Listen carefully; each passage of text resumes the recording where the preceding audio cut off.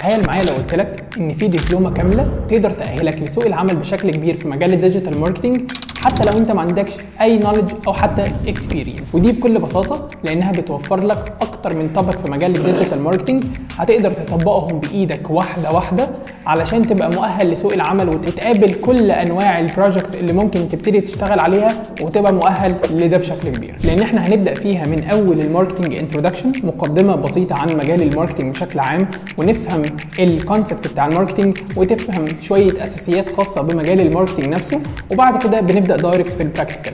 التطبيق العملي بيبدا معانا بجزئيه السوشيال ميديا ماركتنج، ازاي ابدا اكرييت وازاي اوبتمايز وازاي اناليس وازاي احلل المنصات بتاعتنا على السوشيال ميديا، على فيسبوك، انستجرام، تيك توك، يوتيوب، سناب شات، لينكد ان.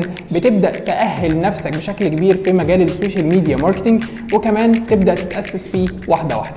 وطبعا مش هنشتغل دايما اورجانيكلي، لا ده احنا بندخل كمان لمرحله الميديا باينج، وبنبدا نتعلم ازاي ننشئ الحملات الاعلانيه المستهدفه، وازاي نحلل الحملات دي، وازاي نتخذ شويه قرارات في الوقت المناسب ان احنا نحسن ونهيئ الحملات الاعلانيه بتاعتنا اللي عملناها.